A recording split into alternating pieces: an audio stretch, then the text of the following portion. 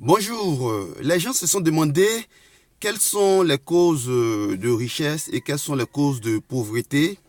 Et lorsqu'on lit la Bible, la plupart des cas, des raisons sont exposées dans la parole de Dieu. Nous allons aborder aujourd'hui une des raisons qui peut permettre d'obtenir de la richesse, de grandir, d'accroître ses biens, et une des raisons de pauvreté. J'ai dit bien une des raisons, ce n'est pas la seule raison, il y a tout un éventail de raisons, mais lorsque on applique certains de ces principes-là, c'est encore plus facile d'obtenir de la croissance au niveau des biens matériels.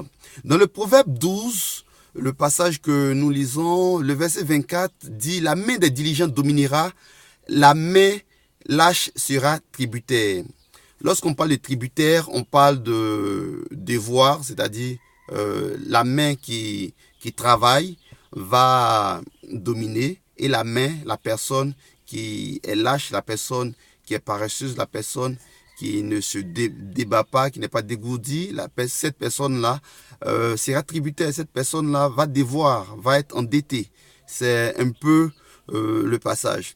Je vais lire quand même les deux passages qui précèdent, ça nous permet juste de contexte, même si les proverbes nous donnent des versets sans forcément lien. L'homme prudent cache sa science, mais le cœur des insensés proclame la folie. Ensuite, plus bas, il a mis l'inquiétude dans le cœur de l'homme là-bas, mais une bonne parole le réjouit. Voilà. L'homme prudent, il cache sa science. C'est-à-dire l'homme prudent, il sait à quel moment parler, à quel moment il ne sait pas parler. Et celui qui est insensé, il parle beaucoup. Souvent, il proclame la folie. D'autre part, il est dit que l'inquiétude, c'est-à-dire quand quelqu'un est beaucoup inquiet, alors cette personne-là a un état émotionnel qui fait que elle n'est pas capable de travailler correctement parce que cette inquiétude, elle l'abat.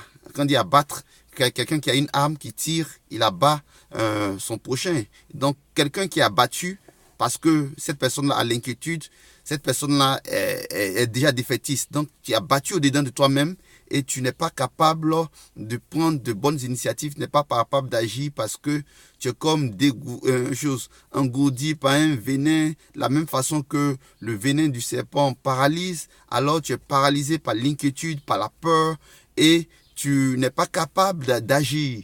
Mais une bonne parole te réjouit, te donne une capacité, une bonne parole. Et là, c'est une bonne parole que je veux donner. La bonne parole, c'est qu'il faut être diligent. Aujourd'hui, il y a beaucoup de théories, beaucoup de conseils qui disent comment est-ce qu'on peut avoir de l'argent sans peut-être travailler, sans vraiment faire beaucoup d'efforts. Moi, je dirais de faire quand même assez attention. De faire attention à ce type de pensée. Je sais que souvent ce sont des titres accrocheurs parce que quand tu lis à fond, les gens quand même, il faut travailler, il y a beaucoup de travail derrière. Mais de façon générale, il faut savoir que même quel que soit ce qu'on a, même si on dit il faut user de sagesse, mais il faut également être diligent.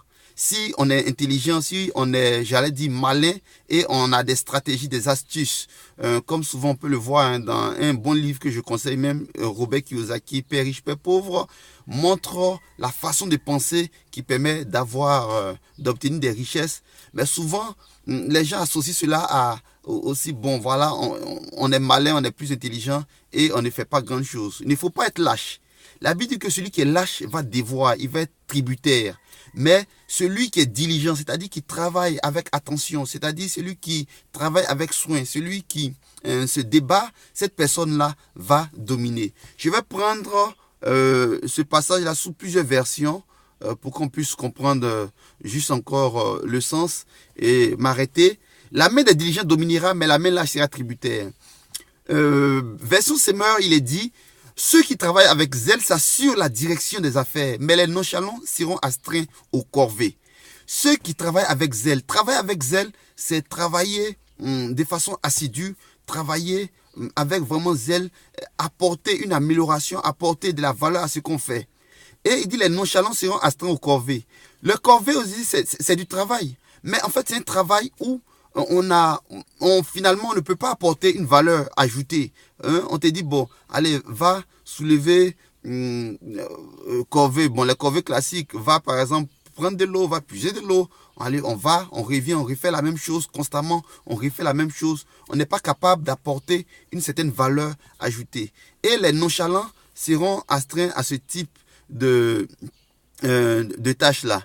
C'est des tâches qui sont, voilà, je reprends encore la comparaison dans d'autres versions. Ensuite, Français Darby, la main diligente dominera, mais la main paresseuse sera tributaire.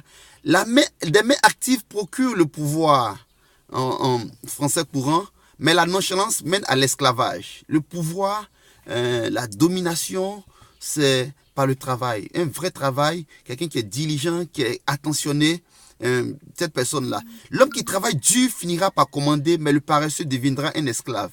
Voilà, l'homme qui travaille dur va finir par commander. Il faut travailler dur, il ne faut pas travailler nonchalamment, il ne faut pas être paresseux, dire bon, on est tellement paresseux. Et il y a certaines, même en griffe, certaines paresses amènent à réfléchir, à travailler dur pour pouvoir ne plus faire des tâches qui sont répétitives, récurrentes et des corvées.